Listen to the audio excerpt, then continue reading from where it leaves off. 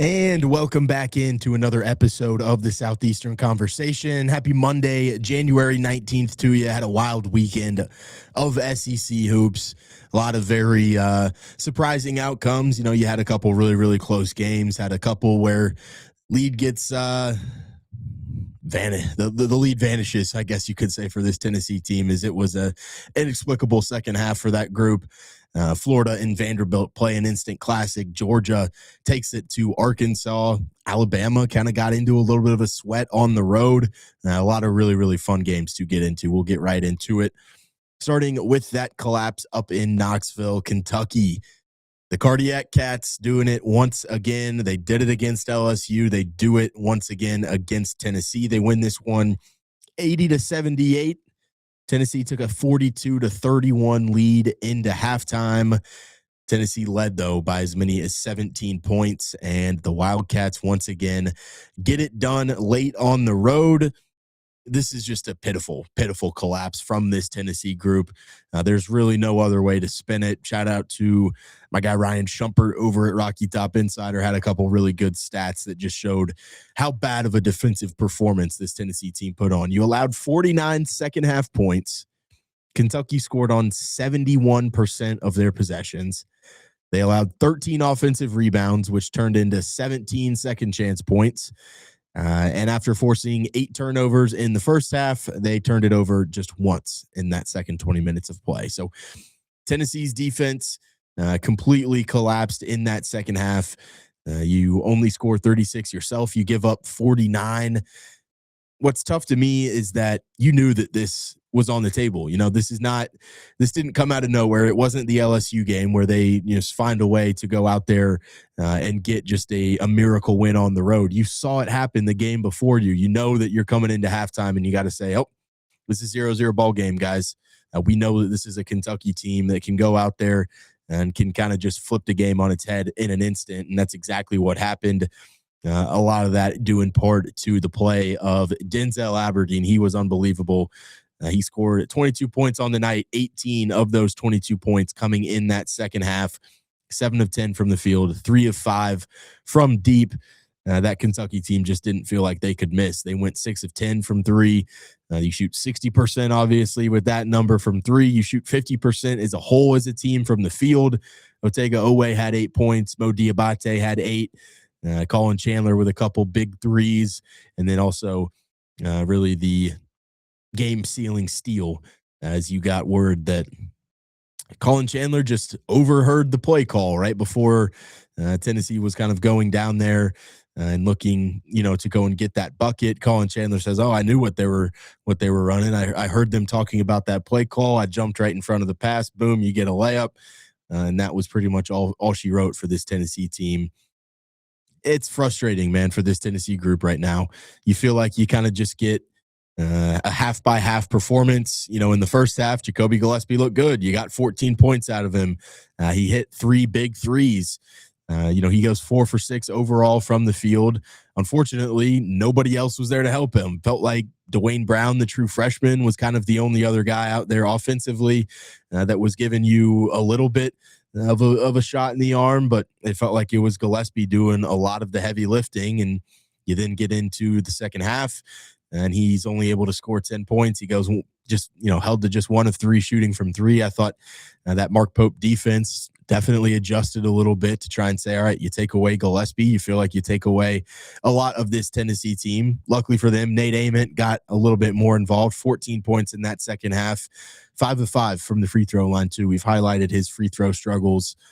Tennessee's free throw struggles as a team continue to be on display. But Nate Ament, I think a guy that hasn't exactly figured it out all the way, obviously, but you've seen in these last couple games that you know why he's a guy who has kind of the NBA projection that he does. Thought his game looked pretty solid. I thought he looked a little bit more aggressive getting to the bucket. He finishes with 17 points on his night, but just 7 field goal attempts. The big minus in this game, Jalen Carey. He finished with 6 points and 7 boards, 3 of 12 shooting from the field. And if you know anything about Jalen Carey's game for Tennessee, none of his field goals are really getting attempted outside of, I don't know, 5 or 6 feet maybe. So he missed 9 layups on the day. And a couple of those, yeah, a couple of them were tough and contested, but I don't know. There's probably about 6 of those that he should really want back. And so you combine that, just I don't even want to call it uncharacteristic, because we've seen some inefficient shooting splits from Carey and his inability to finish around the rim. So I don't want to necessarily call that uncharacteristic. What is something that is just continued to plague this Tennessee team? It's turnovers and it's free throws. You finish the game with 12 turnovers. It's just, you're averaging about 12 a game. It's gross what you're doing there. There's just no really care for the ball in any sense.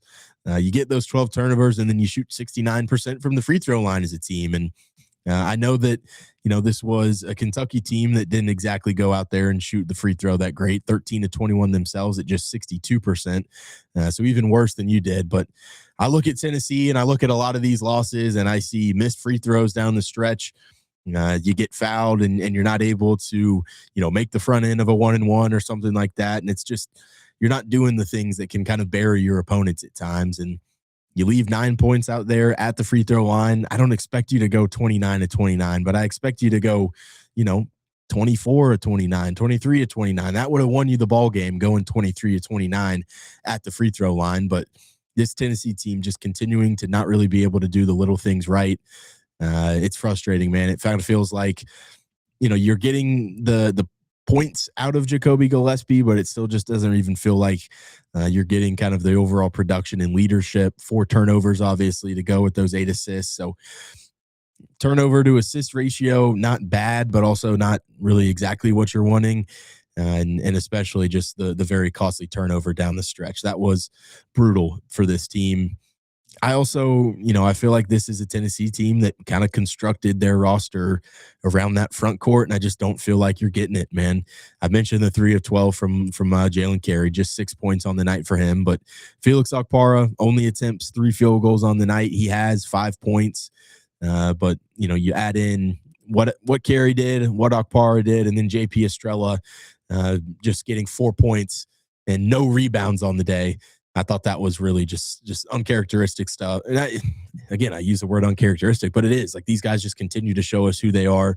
At some point, if a team shows you consecutive bad games, you kind of have to just believe them at some point a little bit. Excuse me.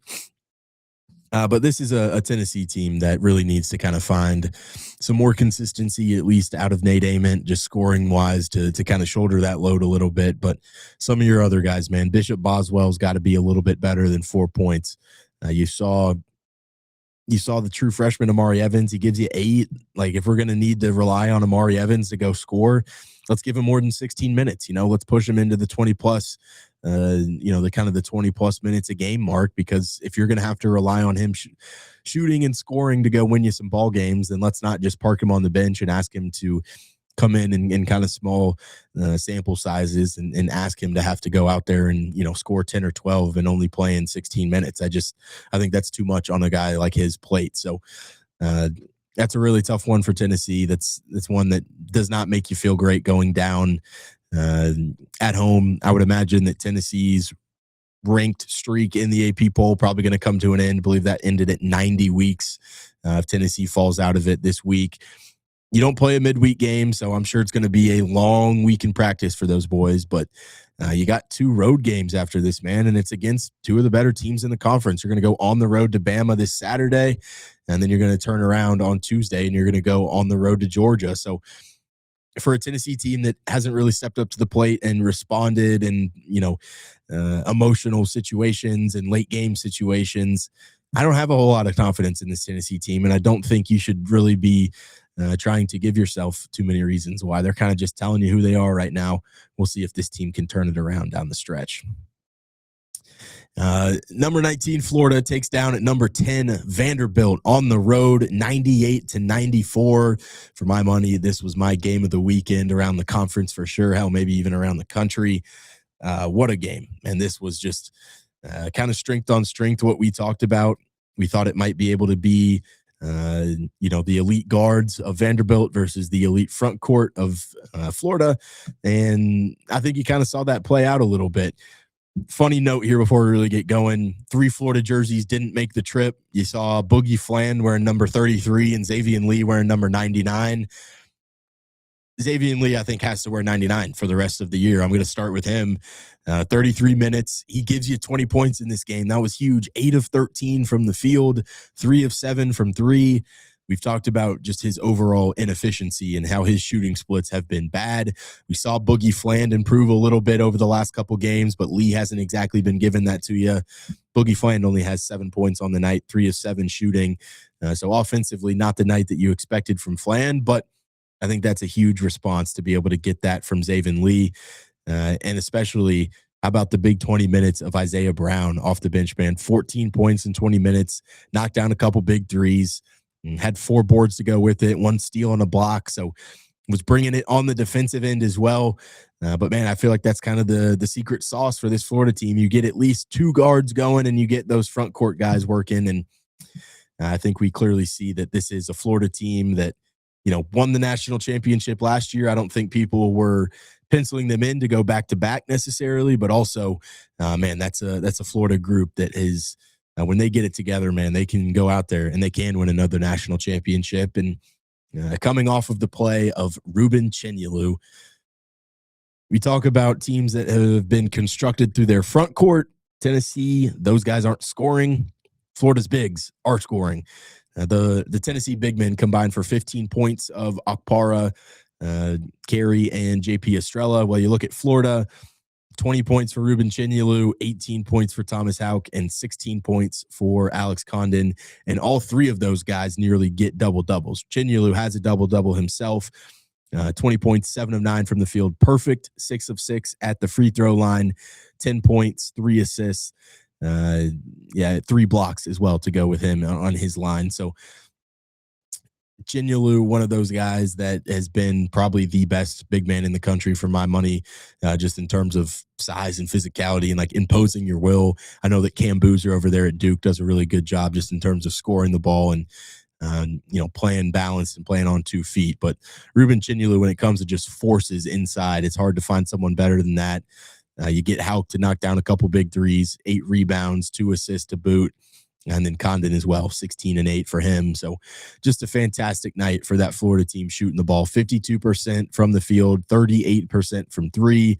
We've talked about their struggles from the three-point range, shooting out of around that like 26% clip. So big spike there, 38% from the free throw line. As for Vanderbilt, that's no slouch, man. I thought Vanderbilt played a really solid game in this one. Florida got up by as many as 11 midway through the first half. Vandy did a really nice job of bouncing back. I kind of just thought what killed this Vandy team was that 7-point swing from your technical foul that they committed in the first 2 minutes of the second half. I mentioned Chenyelu's free throws. I should give him credit. He hit all 4 free throws, hits the 2 technical foul ones, hits the 2 common foul free throws. You then dump it into the corner for a Thomas Houck 3, and then boom, it's a 7-0 run for that Florida team. Thought that was really what sparked them in that second half. It was a big game of runs, though. It felt like Florida would go up by 8 or 9. Vanderbilt would answer back, 8-0-9 run themselves to go out there and do it. I think this is just kind of the 2 top teams in the conference going at it, Vandy and Florida. So I don't think this is one for Vanderbilt that you should really I think you should come out of here with a positive. Duke Miles, he fouled out of this game, 15 points, 6 boards, 4 assists for that guard. But I was talking about that front court. I knew that Vandy wasn't going to be able to out-rebound this group offensively on the offensive boards themselves. Florida with the 13-6 advantage on the offensive rebounds. But where I said that Vandy really needed to go out there and do it was on those defensive boards. And I thought that was a big difference in this game. 27-20 advantage for Florida. And you look at the advantage in second chance points. We talked about not being able to give an offense who has had kind of some bad shooting struggles chances at another possession. And I think that's what killed them. 22-8 advantage in the second chance points for that Florida team. I thought other than that, Vandy kind of held their own. When you look at points in the paint, 40-36 for Florida, an advantage. I think that's a wash to me, just a 4-point difference. When you look at kind of the bodies that Florida has versus Vanderbilt, I just thought you got some of those guys in foul trouble, man. Okereke and Devin McLaughlin both pick up 4 fouls. I thought that Jalen Washington played some really, really strong minutes there, kind of in the absence of those two guys with some foul trouble. But 14 points for Jalen Washington and 5 boards. He was really nice and kind of was that steadying force for those big men as you continued to have a really nice performance from Tyler Tanner. 20 points on 50% shooting from the field and 5 assists, 3 rebounds. A guy that continues to just really show what he's able to do out there. Uh, 4 different guys in double figures for that Vandy team. Sorry, 5 different guys in double figures for that Vandy team. They did fine. I think if you're Vanderbilt, you don't really worry about what's going to be happening here.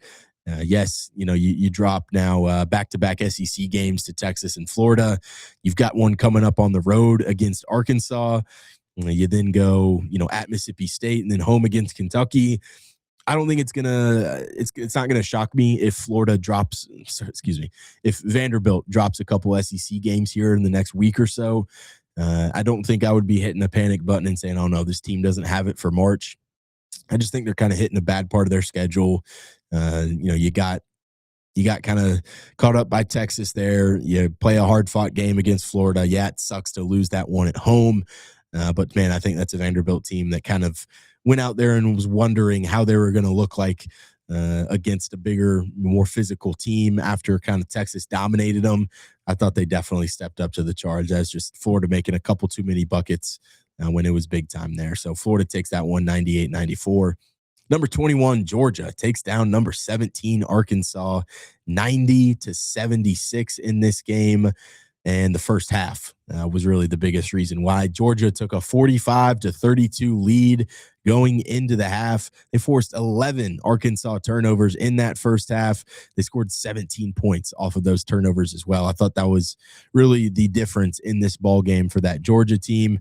They, go out there and they're able to, just kind of set the tone early. And we talk about how that Georgia group, with how fast they move and how fast they go, that can be a really, really hard game to kind of get yourself back into when they kind of knock you off of your rhythm. I think Arkansas, a team that is somewhat comfortable going fast, but do they want to go out there and be Georgia fast? There's not a whole lot of teams out there in the country that really want to be Georgia fast. Balanced night, I thought, from this Georgia group. Yes, you kind of got your star performer, and Jeremiah Wilkinson. He gives you 20 on the night, but some other guys stepping up big time. Blue Kane, 18 points on 8 of 12 from the field, 3 boards and 3 assists to go with it. Kanan Catchings starting to play some much better basketball. He had been playing some good games. I think he's starting to play some more consistent basketball, I probably should say. 15 points for him on 5 of 12 shooting, 3 of 8 from deep. Had 5 assists and 4 boards to go with it too. So I think you're starting to see it from him. You'd probably like to see some of those turnovers get cut down for him. He led the group with 5 on the night in terms of turnovers, but you got him into double figures. And then you also got Jake Wilkins into double figures with 11 as well. So some couple different guys that could go out there and do it for this Georgia group. I thought for Arkansas, man, it was kind of just the Darius Acuff show, and you didn't exactly get what you needed to out of some of those other guys. Malik Thomas, really inefficient night, 9 points, 4 of 17 shooting, 1 of 6 from 3. Not what you want to see. Darius Acuff continuing to play really strong ball, though. 20 points, 6 rebounds, 6 assists. Turnovers for him were a problem, but they were a problem for a lot of people. Malik Ewan led the team with 5, Acuff with 4, DJ Wagner with 3, Carter Knox with 3. Georgia, you got to give a lot of credit for them just going out there and really kind of having those active hands and making it tough on that team for the majority of that game. But that is an Arkansas team and Georgia team that I do feel like are both going to be in there in the thick of it in the SEC for the rest of the year. Arkansas moves to 13-5, just 3-2 in conference play. Georgia 15-3, but 3-2 in conference play. We'll see Arkansas get that game against Vanderbilt. That should be a really fun game. Quick turnaround tomorrow, and we'll see which team is going to be kind of ready to answer the bell, both coming off of a loss. Arkansas doing it on the road, so we'll see if that one affects them as much. I do think that Vandy home loss could kind of bleed over a little bit. But as for Georgia, man, that's a hot start. You lost that one to Ole Miss. I think you're going to really want that one back, knowing that you could really be, 4-1 here in these first couple games through 5 SEC games. But you get Missouri on the road and Texas on the road. I think if you go and split that group there, you're going to start feeling pretty solid. I think this is a Georgia team that is starting to find their footing and kind of knows what their identity is. They want to go out there and they want to play fast, and they want to be able to kind of speed their opponent up and have them make the mistakes besides themselves. Fun one here. I think we thought that Oklahoma would give them somewhat of a run for their money. I didn't think it'd be this close. Number 18, Alabama, takes down Oklahoma 83-81. This is after an Oklahoma 44-33 lead at the half. That now is the third 10-plus halftime deficit comeback win for this Alabama team so far. Nate Oates has kind of talked trash to his team, asking them if they, if they hate losing as much as he does. You heard LeBaron Philon on the postgame talking to Ron Slay. Philon. I love hearing that from Ron Slay. But he was talking to LeBaron Philon about this game, and he said that Nate Oates came into the locker room, slammed his blazer on the ground, was cussing him out, saying, he had some things to say that were not suitable for TV. We know how much of a hothead Nate Oates is. I'm sure that group got a pretty stern, chewing, you could say, in that locker room. So they went out and they responded. 4 of 19 from 3 in the first half. And then that Alabama team goes out there and kind of shows them what they're made of. I mentioned 4 of 13. Well, they finished the night 10 of 23. So not the best numbers overall, but definitely they come back and they kind of throw that knockout punch in the second half, scoring 50 points in that second half just to Oklahoma's 37. So not only did they get it done on the offensive end, they got it done on the defensive end. Aiden Sherrill was fantastic. 21 points, 9 boards in this game, 8 of 12 shooting from the field. Super, super efficient night for him. I mentioned Philon, 23 points, 5 rebounds, 4 assists.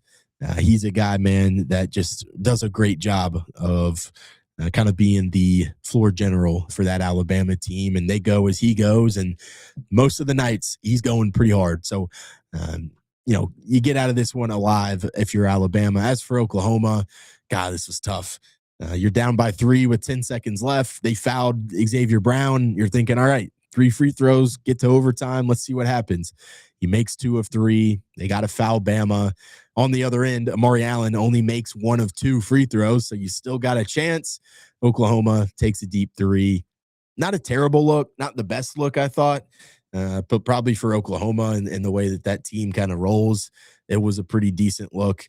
It was a balanced night for Oklahoma. I think, you fall to 1-4 in SEC play. You obviously had the chance to go out there and get a ranked win at home, but I think you can take some I think you can take some good things away from this game. I talk about that balanced approach. Xavier Brown led the way with that team for 21. Darion Reed with 16. I thought he was going to kind of get shut down by some of those guys in that Alabama front court. He had a great game. 16 points, 9 rebounds, 3 assists. He was working all night long. Tay Davis with 14, and then Nigel Pack with 12 as well. So you had a balanced night shooting for that Oklahoma group. You saw those guards be able to do pretty decent as well. I just thought Nigel Pack wasn't able to shoot the 3 as well as he needed to go out there and get that one done. 5 of 18 from the field for Pack, just 2 of 10 from 3. I think normally you're expecting more out of Pack, and especially when we talked about the offensive output that most teams are able to do on those Alabama guards. Credit to Alabama for kind of stepping up to the plate and being able to mitigate that. Missouri goes down on the road to LSU 78-70. LSU had a 10-point advantage here at half, and they found a way to get it done. Wasn't always easy, but this also was a group that, I don't think anything's going to be easy for this LSU team. We talked about kind of the desperation factor on Friday. I do think getting this one at home was big time in terms of that desperation and being able to go get a win. Markel Sutton scored 26. Max McKinnon with 20. A couple of those guys that we mentioned for that Missouri team to be able to go out there and have a big night didn't really show up in the first half. They did show up in the second half, but a little bit too late. Jaden Stone had 20 on the night, 16 of which came in the second half. 11 of Mark Mitchell's 13 came in the second half. They were down by 14. They got it within 4, within a minute to go, and then just really weren't able to go and finish that one. So, Missouri was down 55-52, and then you just couldn't get a stop. LSU hits their next 5 shots. They go up by 10 at that point. They hit a couple big threes from Max McKinnon as well as Rashad King, and then just basically some free throws kind of at the end to ice that one. But man, this was an LSU team that I did think was going to be able to kind of play the similar style that Missouri does. We talked that both of those teams a little bit bigger. They've got some of those forwards, some of those small forwards, power forwards that kind of play that hybrid position where, they can go out there and they can score for you, but they also are hard matchups just physically. LSU, a pretty big team. I thought they definitely stepped up to the plate. Mike Nwoko, 6 points on the night, but 8 rebounds for him. I thought that was big. You get Robert Miller. He had 7 rebounds as well, but on just 4 points. So some of those guys that you expected kind of in that front court went out there and they played physical. They didn't really go out there and score it a whole lot, but they were able to go out there and match that physicality. Pablo Tamba, 8 points, 5 rebounds. We mentioned Sutton is their leading scorer. He had 6 rebounds to go with his 26 points. So that's a big one for LSU. I thought they were going to be really desperate for a win, kind of spinning the tires a little bit, saying, hey, where are we going to get some of these wins? They've played a couple games real close around the conference. I'm sure it was a nice feeling for those guys to kind of be on the winning end of that. You will get rewarded with 2 road games against Florida and Arkansas. Good luck, LSU. This has been a Missouri team that is so up and down. I don't know what to kind of expect from them. I talk about those 20 points from Jaden Stone, but it felt like some of those guys, you just didn't really get enough. In 24 minutes from Trent Pierce, I'd like to get a little bit more than 9 points from him, especially with some of those, really nice performances that he has had recently. But the LSU Tigers able to get it done in the Battle of the Tigers. Didn't really think about that one. Texas A&M and Texas. I wasn't expecting this one. Texas A&M goes and gets a big road win, 74-70 against in-state rival. I know that they got some bad blood in football. Do they really hate each other in basketball? I feel like Texas just doesn't really care about basketball enough to have a rival that they hate. Anyway, this was a funny game, kind of a tale of 2 halves. I thought this was going to be kind of up and down. You get some offense. You get Buckyball going with his tempo and his pace that he wants to run at. Texas thought they were going to be a good matchup in terms of kind of that front court being able to bully A&M a little bit and score at will. Well, it was just 29 all at halftime. It was tied 29-29 going into that second half. And then both teams kind of erupt offensively. 45 points for A&M, 41 points for that Texas team. And I thought the biggest reason for A&M able to win this game, shout out to Rashawn Agee, doesn't foul out of the game. I thought it was almost a guarantee that we were going to get Rashawn Agee out of the game. I talked about how Voka Titus is so damn good for Texas at getting to the free throw line. Didn't think A&M's front court depth was going to be as good as it. I just didn't think their front court depth was going to be able to hold up against these guys. I think Bucky told Rashawn Agee, I have to be able to play you, buddy. Nobody else out there is going to be able to stop this guy. It's only you. And he stepped up to the plate. 33 minutes, 17 points for him, 11 rebounds, 3 assists, and only 3 fouls on the night. So didn't even really get into, going out there and didn't really get into the threat of kind of fouling out, I guess I should say. You kind of let that one go to Jamie Vinson. Not really a guy that they look to for that many minutes, I think. And I think he was kind of just their foul merchant as he had 4 fouls, played in just 6 minutes. You use him in some situational times to be able to not get AG into that foul trouble. And I thought that was huge. Pretty solid night shooting the 3, 8-20 for that team, 40%, and shooting 51% as a whole. So Texas didn't really do what they normally do offensively. We've seen that Sean Miller's group has been really good offensively to start off this year in SEC play, and his tenure over there at Texas. You just didn't really get enough from the 3-point line. I thought 6 of 21 as a team, 29%. Thought that was a big difference, man. Vokatitis got his, though, 14 points and 9 boards, 8 of 12 from the free throw line. So he continued to really go give it to him at the free throw line. You get 17 from Jordan Pope. You get 17 from Dalen Swain. You get 13 from Traymon Mark. You're probably feeling pretty good. But, man, this was a Texas A&M group that just did a little bit too much. Rylan Griffin was fantastic. 4 really big threes for his 17 points. Rashawn Agee, I talked about his 17. Ruben Dominguez gets into double figures as well. Ali Deba, 8 points in 22 minutes. Not a bad performance from him either. That's a big-time win for that A&M group. Coming off of that really emotional game against Tennessee, you go into overtime, you lose that one on the road. You then got to come back and play another road game. You got to kind of excuse me, guys.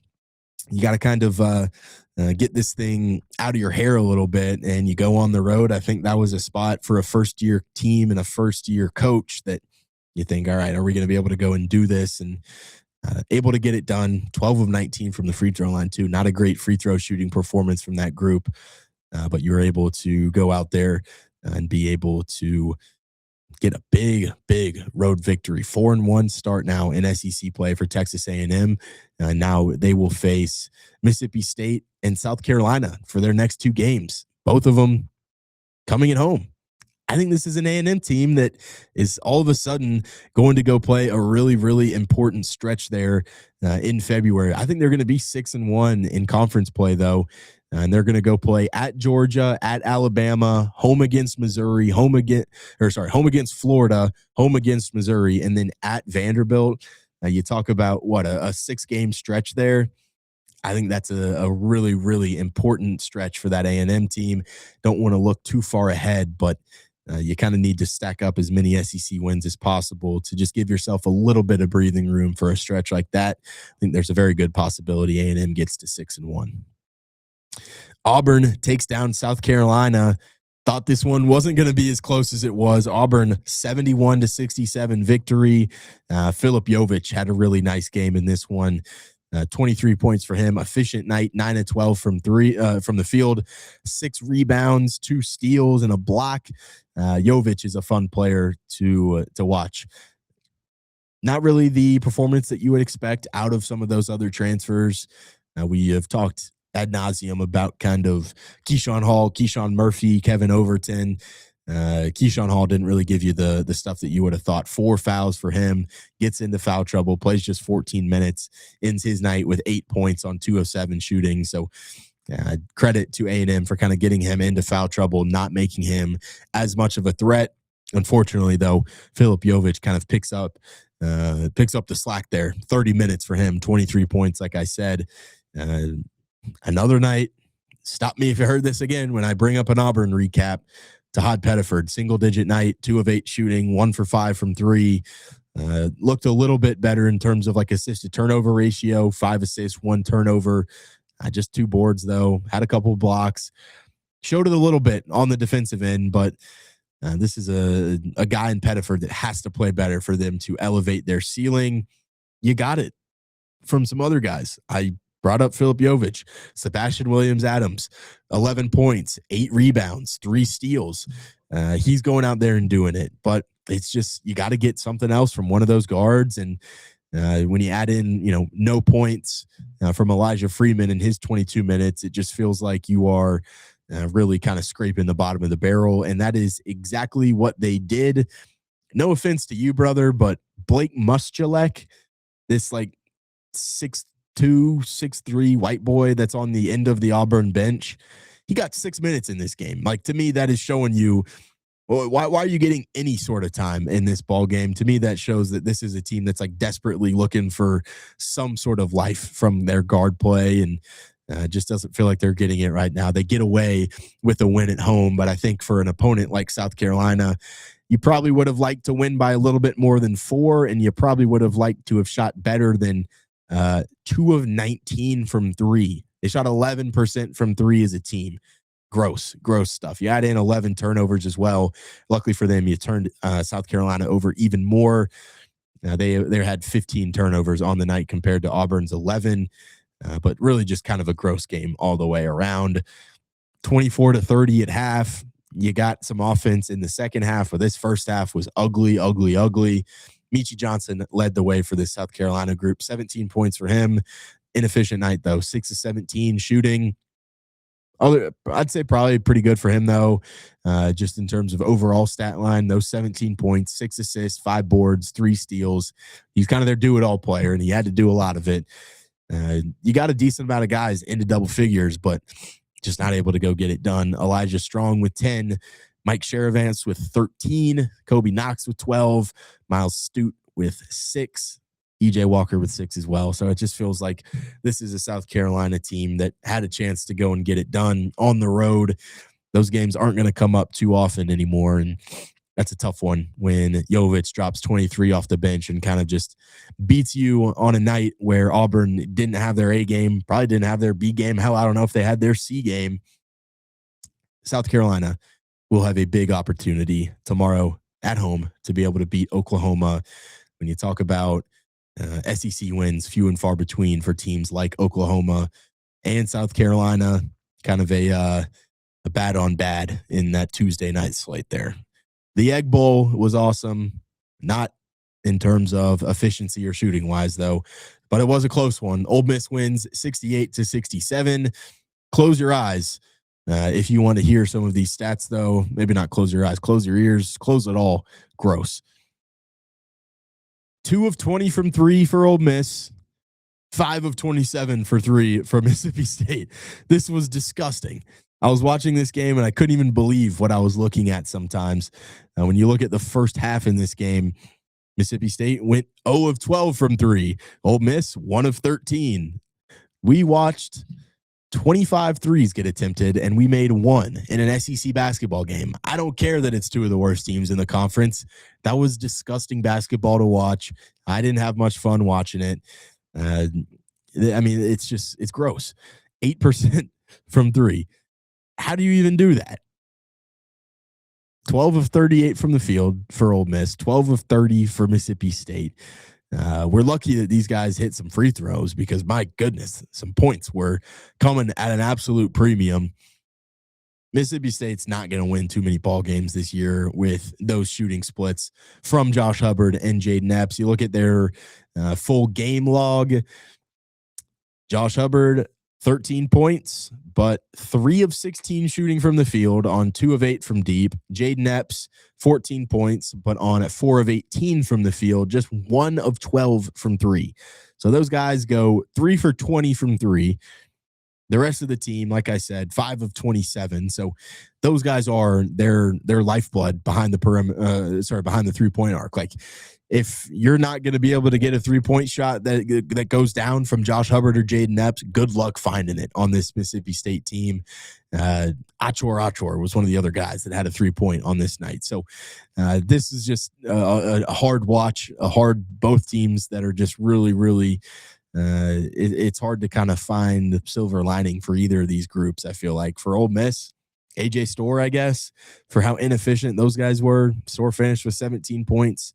7 of 18 shooting on the night. That's probably the best performance you're going to get outside of Elias Kamerdine. Those 2 guys were really all they had. Both of them gave them 17. Nobody else on the night gets in double figures for those two teams. And as for Mississippi State, Hubbard and Epps both got into double figures, but it was on terrible shooting splits.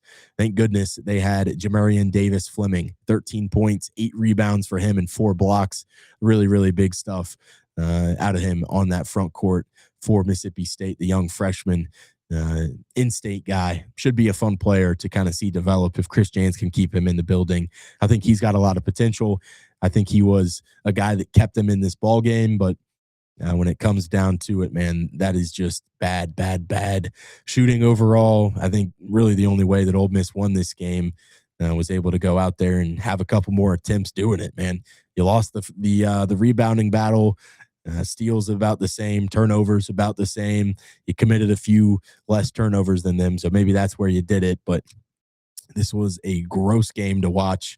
I did not have a whole lot of fun watching that one, but I did have a whole lot of fun watching the whole weekend of hoops. That'll wrap things up for us, guys. Really, really appreciate you guys tuning in. As always, we'll be right back in here tomorrow to preview what's to come in Tuesday in the midweek around the conference. Stay tuned for more coverage here on the Southeastern Conversation.